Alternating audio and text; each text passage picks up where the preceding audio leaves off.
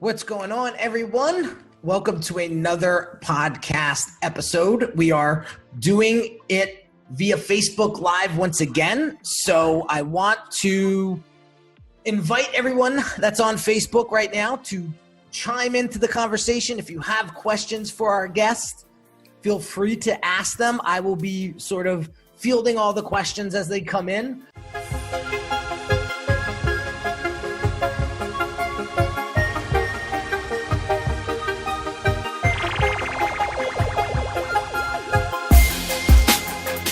But last week, I reached out to my Facebook community and I asked all my followers to help me find some rock star female entrepreneurs that are absolutely out there crushing it and doing their thing. And I was inundated by suggestions. And our next guest was nominated by one of our mutual friends. And we got to conversing on PM, and I realized this girl is a perfect fit for this show. So without further ado, I want to introduce Sarah. I knew I was going to do that. Sarah Moore from 11 Media. What's going on? I'm so sorry. That's okay. It's fine. You know what? I was like posting to the page anyway, so it's actually beautiful. That's my favorite intro officially. I'm now Amanda. Let's see if the host could botch it up. That's the one thing that they can't do, and yet I have a tendency to do that all the time.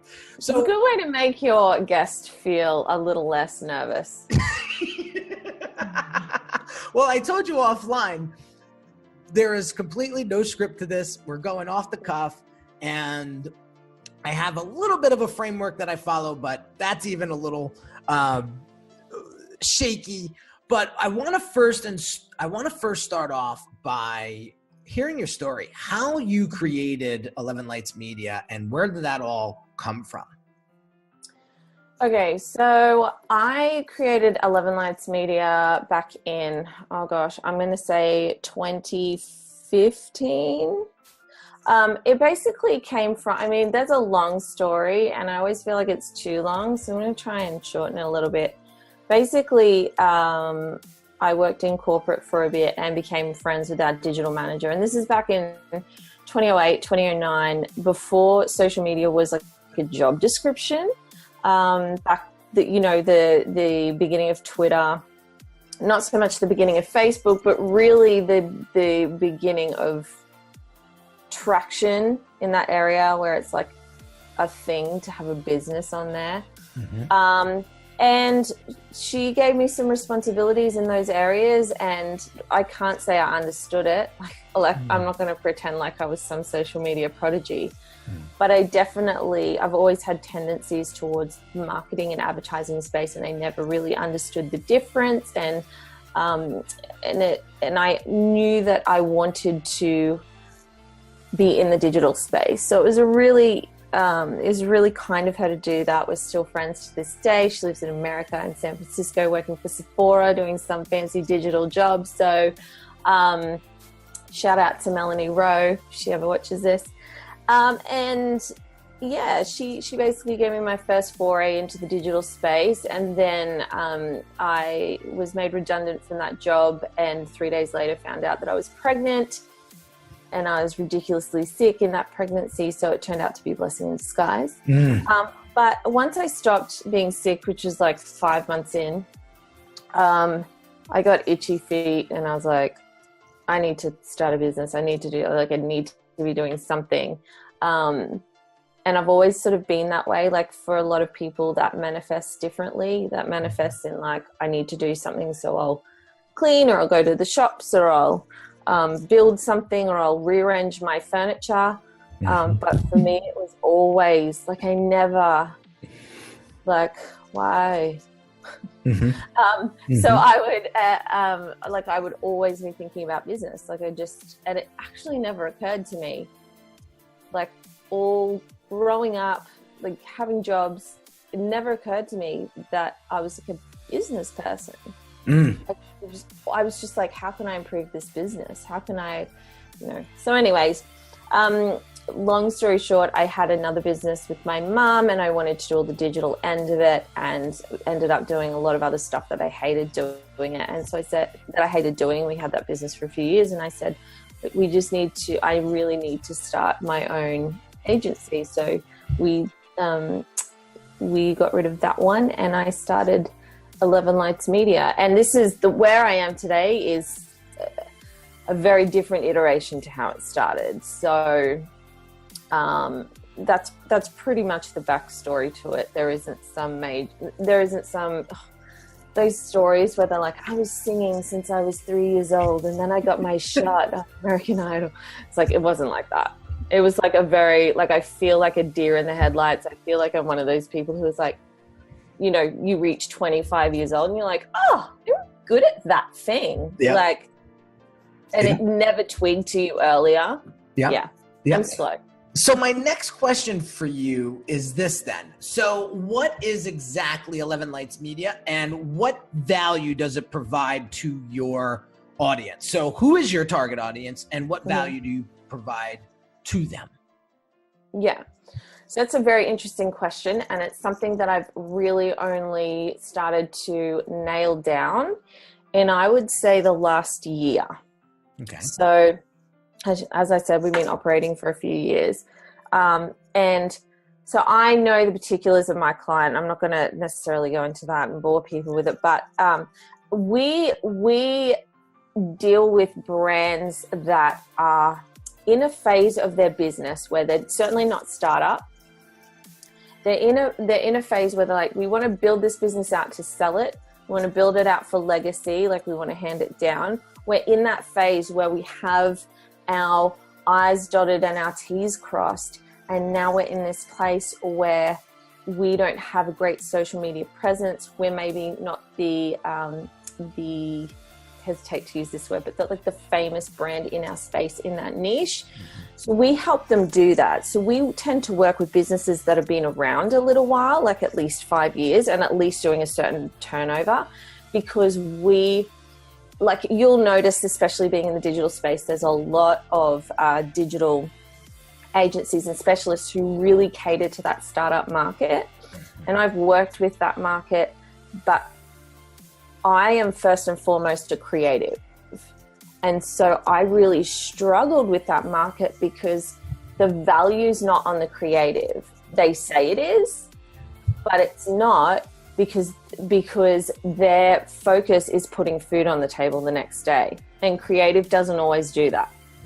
Creative is a long-term strategy, and I'm far more comfortable working long-term. I like the idea of working with someone for a long time, being able to iterate and being able to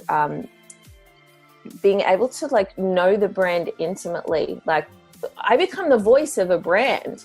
Like, there's a number of brands out on the internet where if you interacted with them, you're interacting with me, but you wouldn't know because I know that voice so well and I've taken the time to make it so.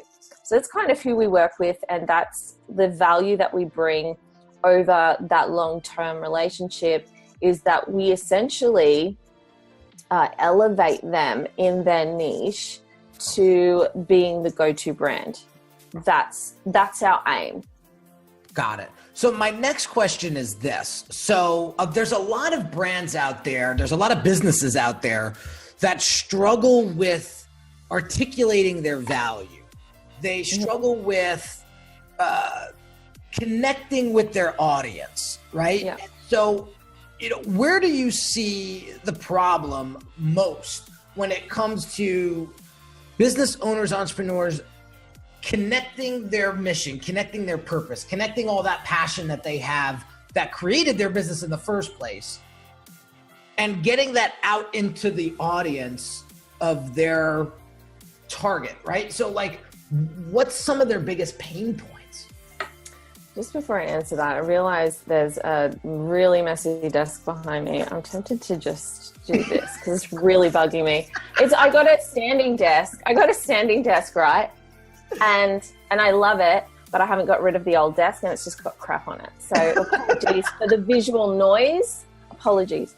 So to answer your question, like, let's just call a spade. Most people don't start their business because they have legacy in mind. And I feel like what you're talking about, like mission and the why, is legacy. It's understanding why you do what you do every day. And for a lot of us, it's a means to an end. We go, I want to make money. I'm good at this. Put two and two together. Or for other people, let's just pick something out of the blue, for example. So our accountant, for example, has worked in an accountancy from day dot since they finished uni, as far as I know. And now they're just starting their own business, but it's something that they already know. And they're like, I could make more money doing this on my own because I don't know his why, but I'm just saying, like, for a lot of people, that's what it is. They know the industry and they're like, I could do this and I could do it better. And so this idea, one thing that's really annoyed me in the digital space over time, and I get really frustrated, and nothing will make me turn off faster than someone who is very impractical and airy-fairy, and it's all about legacy straight up. The reality is that I reckon at least in the first 5 years of your business, it's about creating a sustainable business. And to think that you're in this place of having something deeper that pushes you on every day, it's so false. It's not. I don't think about anything deeper that beyond I need to make money this week because I'm the breadwinner. Like, it's really that simple. And I think for a lot of people, they've been lulled into this place of like, you need to have, like Simon Sinek. I love the guy, but all these people are starting businesses and like BSing, like just the amount of time they spend writing mission statements and doing this and doing that. And it's like, you know what? You need to go and validate the business and actually make it sustainable. Maybe once it's 6 figures, or maybe once it's in a place where you can live off it, then you start thinking about that deeper why, because it's the adrenaline of starting a business. And yes, I know adrenaline wears off in like 3 minutes, but like, bear with me in the metaphor. Mm-hmm. It's the adrenaline of starting a business that provides the motivation to keep going, and it provides the stamina for late nights and early mornings. And it's like checking your bank account and seeing all this money come in, and it's like, and it sounds like I'm money driven, but I'm not. I'm actually provision driven, if that makes sense. So it's like, you need to make an income to look after your family. Mm-hmm. And so at some small level, I guess that is a why in some way. Yeah. So it sounds to me that like what you're saying is like, find the problem to solve, where people will be willing to pay you for that, and start generating some revenue, validate the business, then worry about creating that legacy and taking it to the next level. Right. That's interesting. I like that. I think that is very savvy business sense. I think all people should, just because you have a great idea doesn't mean you got to start a business around it, right? Right. You have to really, I love what you said about validating the business. It makes so much sense. How many people out there get this wild idea in their head and think it's the best thing since sliced bread? They dump thousands of dollars into it and they realize that nobody wants it, or they're not willing to buy. And I don't care how passionate you are about it. You know, if people aren't willing to buy it, then you're out of business. I mean, it is what it is. But, so my next question goes to connecting with your audience, right? Like, I noticed on the site, and I know you're in the process of rebranding, so I won't showcase the site right now because it's kind of under construction. But my thought was, the site that you did show me, it showed a little bit about like storytelling. And I wanted to get into that because storytelling is a lot about how you got to where you're at today, or why you're doing what you're doing. So how does that play into creating that connection with your audience? Like, what are some things that your clients weren't doing, but now are doing, and now seeing sort of the return, on investing in this? Well, typically, like, part of our strategy with every client is, if you don't do video, we won't work with you. for starters, like just at a very practical level, because every single social media platform is favoring video. So if you're not going to take it seriously and play to the method that's being favored, then we're not going to take you seriously, and we just assume you don't want to work with us. So for starters, we tend to incorporate a lot of video, like I really can't think of, I might have one client at the moment two clients actually, who were doing video before us, but in a different way. And so one of them, I work with them in a different way anyway. And the other one, so one of our clients does like a very produced show, because they create video for a DVD that's released every month. So we've created an online show for them. So in terms of creating a show or something visual, it connects with the audience because they haven't seen it before. And we tend to find that video is really community building. And that's how I built my own community. Like, that's how I started my business. I started content marketing. I never ran an ad. I never did any of that. I just started giving away my knowledge, and I built a business off the back of it. Now, it could have been faster if I implemented other things, but it's how I chose to start, because I had the luxury at the time of not being the sole income into the house. So I was able to take it a bit slower. And I do preference, and I do love organic growth, because I think that I think we can get very carried away with numbers, and you'll hear me be the first to preach that I have no problem with numbers, and I get really tired of seeing vanity metric rhetoric thrown around. But I think that you can lose your way a little bit, because you are onboarding so many people and not building that community. You're actually just adding to it, but you're not fostering relationship within it. So, and as you're building organically, those people are coming because their friends have told them, or they've shared, or they've seen it and they've interacted with it, and that kind of thing. So not poo-pooing ads at all, because we do those too. But so I feel like what we do with our clients is we're very community driven, because we're trying to create something where their customers and their clients buy out of loyalty and out of, you've given me so much, I want to invest back in you. So let's talk about that. This is where I want to take the conversation going forward about building community, building an audience, and really, if you can share with our audience, what are some tactical things, but from a foundational standpoint, that will help you build community online. I think one of the biggest, I just had a client call right before us, and one of the biggest things she was struggling with was obscurity. She has this awesome business, and it's up there with like Stitch Fix. Like, say what you say about Stitch Fix, but it's a $1.5 billion business, right?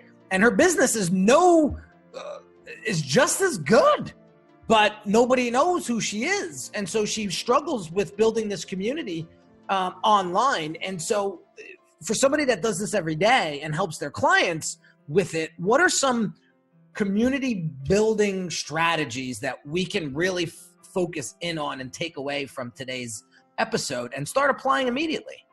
Yeah. So just even before we dive into that, I would say, and I have no idea who this person is or their strategy or anything. And you would have a better idea. I also have no idea what Stitch Fix is. Just like, I live in Australia. We're still running on radio. I would say if you're not visible, you can't be seen. Like, it's as simple as that. You have to start being visible. And that could be as simple as starting to be on Instagram stories if you need to get comfortable with it, that kind of thing. But you have to be visible in order to be seen and found. Mm-hmm. So that's why we have a website, right? And that's why we have social media. But in terms of building community around what you do, I think we've moved on from not entirely, but we've moved on from download my 3 best tips to whatever, right? That's just like, nah, mate. I'm going to Google that and get it for free off the second listing on Google, not give you my email so you can spam me. So I think we have to be really strategic with that. But I mean, the simplest tactical thing that you can do, there's two parts to it. One, like I said, be visible, create content, but in addition to that, give away everything up here for free, right? Second part to that is learn the things around that help you promote it. So promotion is, I mean, I don't really buy into all these like little sayings and stuff, so I don't know them off by heart, but it's like 10% is content creation, 90% is promotion. That's BS, but it has merit in, like, I would say like 30 or 40% is creation. The rest is promotion, right? Mm-hmm. Depending on what you do.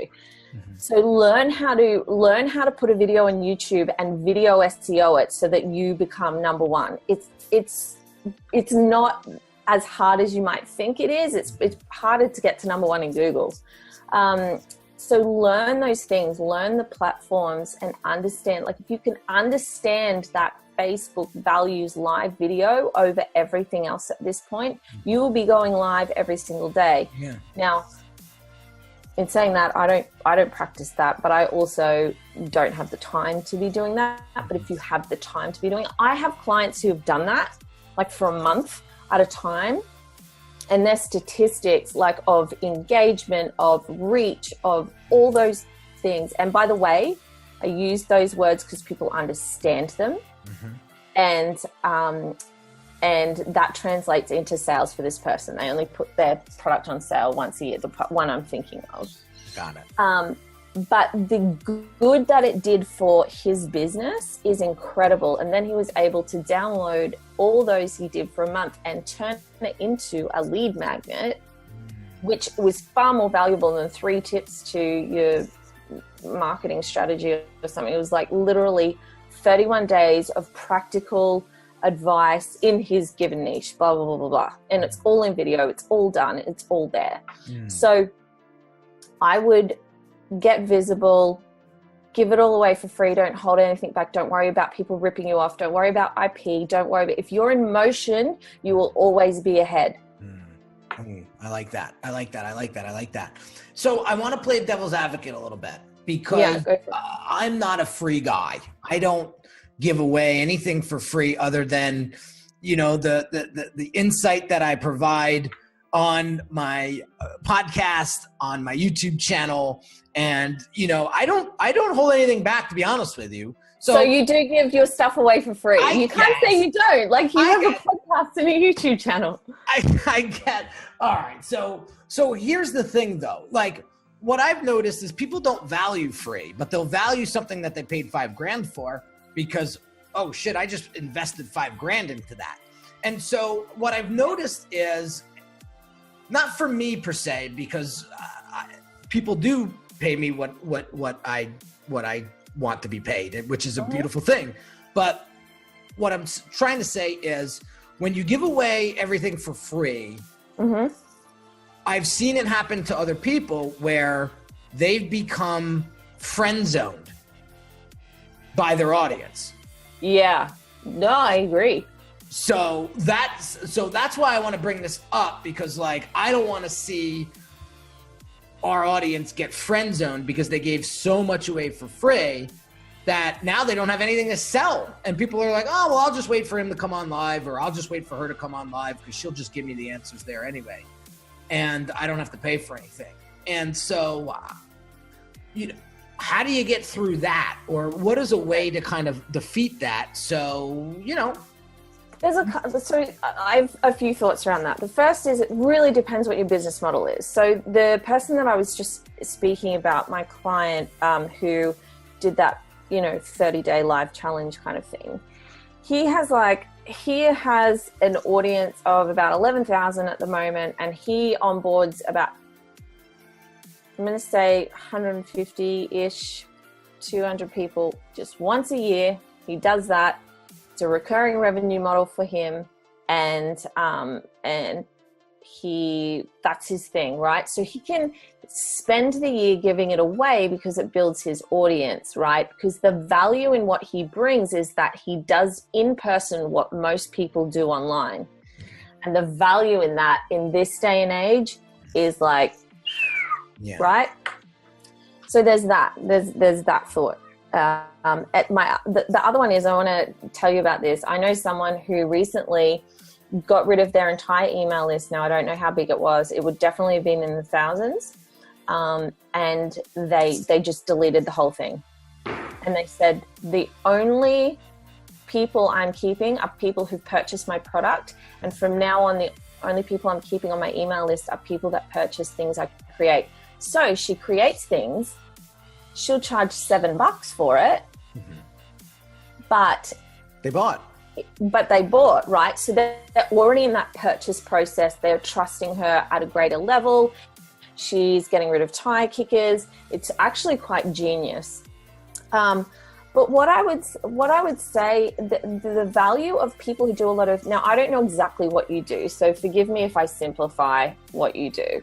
But the value of what a lot of people who have online digital products do is that they've taken all their knowledge, formatted it and structured it in a way that is digestible, with oftentimes with some form of accountability or coaching or ongoing help that allows people to move from A to Z or A to B, right?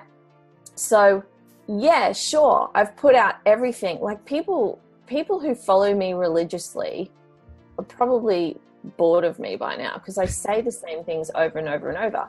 And then if they become a client, I say the same things over and over and over again to them as well. I just do it for those people, right? But the value in me giving it away for free is that I was actually just filling out my project management thing that I used yesterday. And I was looking at how I was getting all my clients lately. And it's just like referral, you know, like new client, like a referral from like a new client, like all this kind of stuff. And I'm like, that's because people value what I give them. And I think my community are doers. And so because of that, they don't need to necessarily pay for my service, and they're not necessarily in that place in their business. However, they know people who are, and they're able to refer them to me because I'm giving them so much value. They actually want to participate in building my business because they're in that reciprocity mode because I've given and given and given, right? Right. Now, I'm not the most consistent person on the planet. I am for my clients, but for myself, it's a whole other thing. But that's the school of thought for me, and that's how it works for me. But again, like if you've got a $5,000, whatever it is that you give away, like your business model might have to tweak a little. It might have to look a bit different. But it's funny because, again, I don't know what it is that's your paid service or product, but it's funny because you're like, I don't believe in giving stuff away. And then I'm like, you've got this podcast where you're literally getting on people who are doing it, like giving people everything anyway. And then you have a YouTube channel, and I'm not sure, are you as consistent with that as you are with this? Oh yeah. There you go, my friend. You are totally believing in the free value model. Like you will always attract, here's the thing, you will always attract tire kickers. And I say that lovingly because I've been a tire kicker for other people as well. But I've been in that place because either I couldn't afford their service, but to be quite honest, most of the time it's because I implement, right? So for a few years before I started my agency, I was a consumer. I consumed and consumed because I was so afraid of getting it wrong. And I was so afraid of being like launching and being subpar because I'm a perfectionist as well as being a creative. Like that's pretty normal. And so I consumed and consumed until I got to this point of complete consumption where I was like, if I consume another thing, I'm going to keel over and die because I'm so full. And I actually started resenting seeing content. I was like, I had to take a step back and stop consuming anything. And I rarely consume these days. Like, if I'm honest, like, I consume Gary Vee a handful of times a year. And it's funny, I only consume him because he's the only person who doesn't know me personally that can motivate me and kick me up the butt when I'm feeling sorry for myself, which, again, being a creative, like, that's a pretty normal state of play. A couple of times a year you fall into a hole and you're like, I can't do this, I'm not good, everything I produce is crap, and so I watch a few of his and he's just like, suck it up, get over it, move on, you have the power to change yourself, 1 is greater than 0, all these lame things he's made up, but that actually motivate me, so yeah, that makes so much sense. And it's so powerful that you say that. And real quick, we have Peter Moss on Facebook Live, and he said, Sarah without 3 coffees is still on point. Please keep repeating. It's powerful. So big shout out to Peter Moss for joining the Facebook Live. It's funny that you say that. So just to give you a quick background. So I'm a creative as well. I'm a graphic designer by trade. I began as a graphic designer 10.5 years ago, which now has matured into a brand agency. And so now we do full brand development and client acquisition. And, we help clients really understand their customers and dive real deep into that. And then once we do all the strategy and the discovery and the diagnostic stuff, I have a team of 16 people under Unique Designz that actually build the whole thing out for them. It's not like we give them this little box that says, okay, here's all the information you need, go and figure it out, actually implement and do everything for them. So that's sort of how we progressed to a one-man band graphic design, business, in 2007 to where I'm at today. So just that's super high level, 30-second, what I do. And so, but I love what you're saying about over consuming content, feeling afraid of not doing it right. I just want to go back there a second because there's so many of our listeners that are listening and watching and going, man, she's absolutely right. I'm scared to take the next step because God forbid I do it wrong, or God forbid, there was something happened to me personally last week.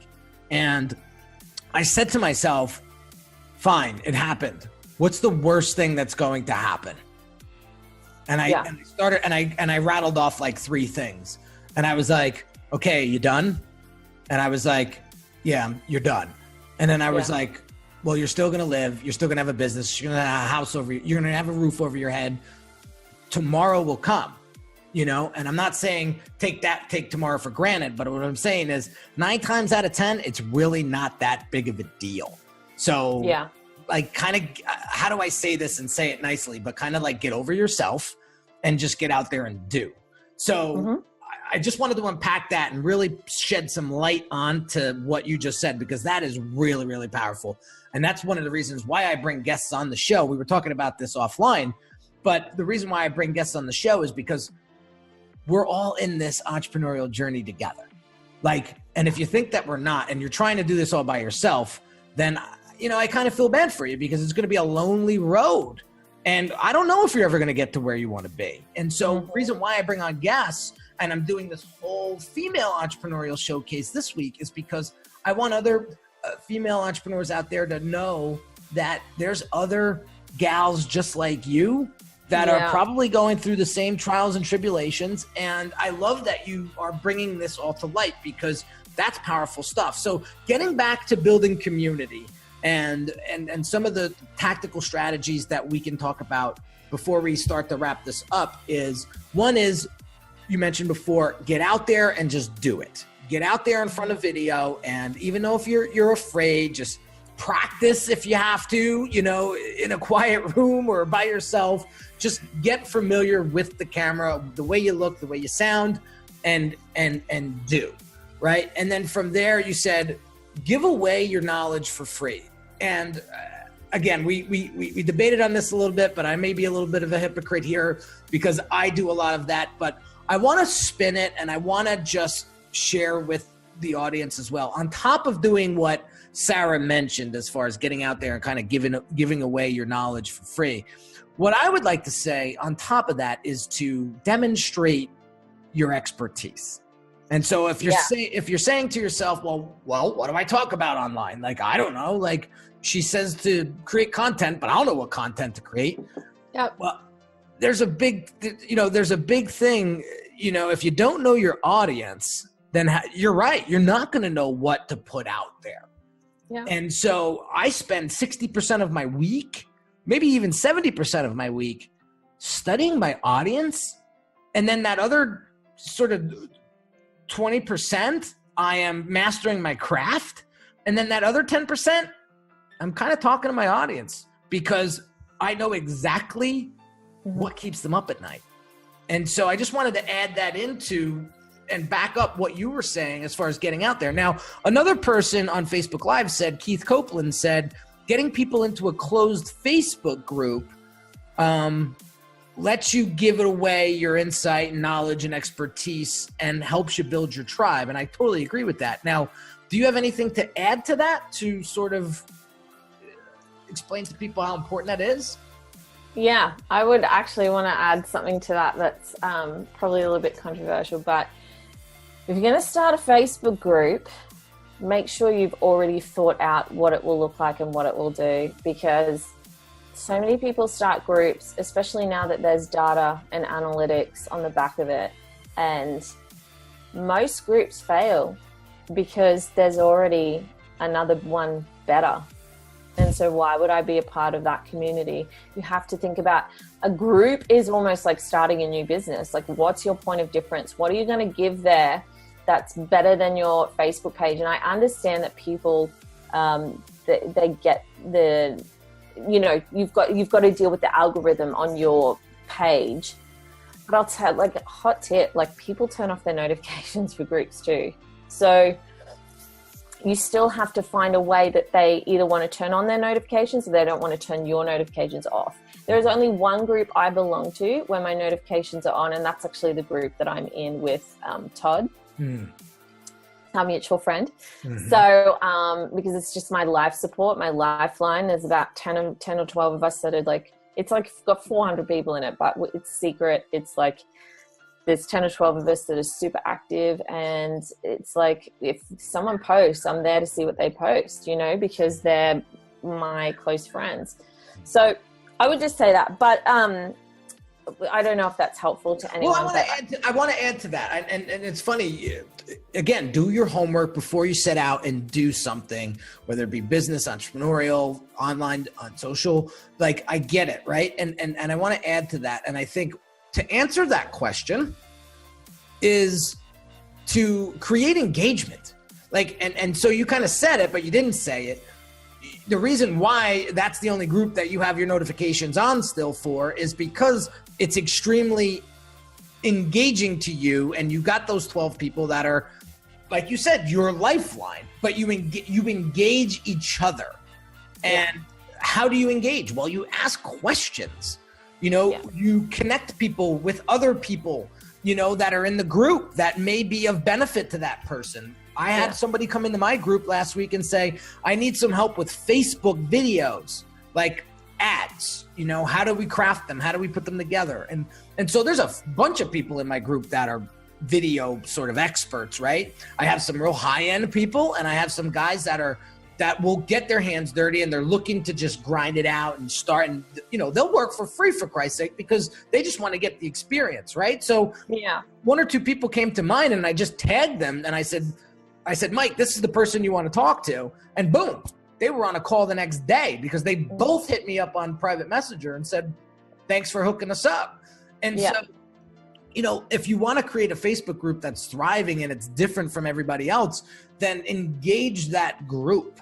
And, I know Dan Meredith does one hell of a job with his Facebook group, and I've watched it grow from 2,000 people to last I looked, maybe it was 12,000. I forget, but it didn't happen overnight. I'll tell you that. But he's got a very engaging group, and he's really got that dialed in. So I love what you're saying there as far as group, and I'm glad that you brought up what you brought up, because again, there's a gazillion groups out there, and why be part of yours when there's 10 others that are better? Yeah, exactly. Like I've got a very niche client and he has a very loyal audience, and I've flirted with the idea of going, we need to have a group, but at the same time, I know that I'll be the one managing that group, and it's like, I would rather fight with the algorithm at this stage than create a group where there's no vision and there's no, like, why are we here? Or they feel like they're going to be monetized at some point. So, yeah, it's just an interesting thing. And I think that you have to be, like, starting a group is the hardest. Yeah. It's always the hardest. Yeah, hands down. I mean, trying to start a Facebook group from scratch, you're going to feel defeated. You're going to feel like, there's nowhere else to go. Like, I should just scrap this whole idea. It's not worth it. I'll figure it out, or I'll just pay for ads, whatever the case may be. Yeah. But I tell you, so much, I've created such great relationships with people inside of my group, which just inherently became clients. I mean, that's just how it worked, because they really got to know me and understand my purpose and all of that, which is great. But so I want to sort of turn the corner, sort of wrap up and just sort of do a quick overview of building community and building an audience and the tactical and strategic ways to do that. Like you mentioned, is again, give away your information, show that you're an expert, a subject matter expert, by giving away the knowledge that you know. I back that up by saying demonstrate your expertise and show them that you are competent and that you do know what you're talking about, and you're a practitioner. The other one is, and help me out here if I forget any, the other one is just to get out and do it and stop being so afraid, or get over yourself, if you will, and just start practicing, because after the first week, you're going to feel a hell of a lot more confident than day one. And stop feeling like you're going to not do it right, because guess what? Everybody on this podcast, including Sarah, me, and all my other guests in the past, we've all not done it right at one point. Yeah. And we're still trying to figure out how to do it right. And that's going to be a constant until, we pack up and leave this earth. So, I mean, to have that mindset, it's, that's what's going to keep you going. And then building a Facebook community and understanding Facebook groups and how important that is, and like understanding the purpose of the group before you even start it, what it looks like, what it's supposed to do for the members. Very, very important stuff before, embarking on that. Did I miss anything? No, but I would like to add just one more thing to that. And it's something I touched on earlier. If anyone's feeling stuck, especially with content creation, or just even in their business, like they're just like, I don't have a marketing budget. I need to be visible. And they're like, their wheels are turning, like they're spinning, right? But they're not getting any traction. What I would say is the best thing you can do, the best thing for your mental health, for your business, and for even just like the learning curve of business and moving forward, is to get out there and create content, especially video. Just do it. Just even if it's just live streaming, which means you don't need equipment. Like I literally have my MacBook pointed at me right now. That's it. So do it, because motion, it's perpetual, right? So once you start, even if it's super slow, like it takes ages for a steam train to start, but once it starts, it's much easier for it to keep going. And I think a lot of the time the most difficult part is starting, but the amount of relief and purpose starting to create content will give you in your business, and the new conversations it will bring and the doors it will open will be absolutely priceless. So start, because motion will unlock a whole lot of things that internally and even externally feel like they're going wrong. Yeah, I agree. And I'll add to that.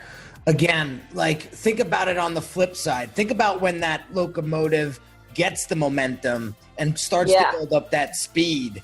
Like you don't stop a locomotive that's doing 80 miles an hour on the track by, just slamming on the brakes. It doesn't happen, and I'm a firm believer in that. And I feel like that's what has gotten me past gotten me to continue that. Like, I feel like I'm running downhill lately versus uphill, because I have all this momentum behind me. Finally, the team has been built out.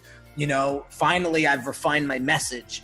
Finally, I've refined my process, to help my clients go from point A to point B in a very, systematic way. That takes time. That takes effort. That takes energy, and if you don't continue to hash that out and refine that, you're going to feel stuck. And so, I'm with you, Sarah. You just got to continue to move forward. The more you move forward, the better off you're going to be. And it's so funny. My sales coach the other day, I love him to death. He's a wise man. And he's been in sales for like 40 years. And he said, there's a reason why your windshield is bigger than your rear view mirror. He says, because we're not going that way. Yeah. And I just love that. And we'll wrap that up. We'll wrap this episode up with that, because that just gave me the drive and the boost and because I was sort of like in a funk when I was talking to him. And when he told me that, I was just like, I perked up, like I had 17 cups of espresso, and I was like, where are we going? Like we got work to do. And, so real quick, for those that are listening that want to follow you on social media and learn more about you, where can we find Sarah Moore online? So, as you might expect, I'm pretty much everywhere, but for the most part, I hang out on Instagram. So, and I'll give you both my handles, because I only started a business one last year sometime. And when I started everything under my personal brand before I made like a corporate kind of brand. So I'm either at 11 Lights Media or _Sarah_Moore, which is horrible, isn't it? And I'm also, I love Twitter, so come tweet me at the Sarah Moore. Otherwise, Facebook, 11 Lights Media. I haven't put out content in about a month, which is so ridiculously slack, but that's what happens when you're busy. Wow. Actually, no, I need to plug my YouTube page, because I'm trying to grow that this year, because I'm putting everything out on there. And one thing I wanted to add is, when we were talking about perfection and stuff like that before, is I started to create a series, and I've still got videos that I need to put into it. We started it was a series called Create, and we've treated it like mini movies, and we talk about all the things that get in the way when you try and do anything. So when you try and create or start something. So we've done one on perfection, or perfectionism, and I interviewed an Australian travel blogger here who's like an incredible human, has the same last name as me, but no relation. And like I say, I interviewed, we've turned them into like a little mini documentary type thing. And I did a few others, like I did Fear, and I did, there's a couple up there. So I think there's one that I still haven't added up there that we've done. It's on my Facebook page. They're all on my Facebook page. And how did they find you on YouTube? So it's just search 11 Lights Media. Oh, 11 Lights Media. Okay. Yeah.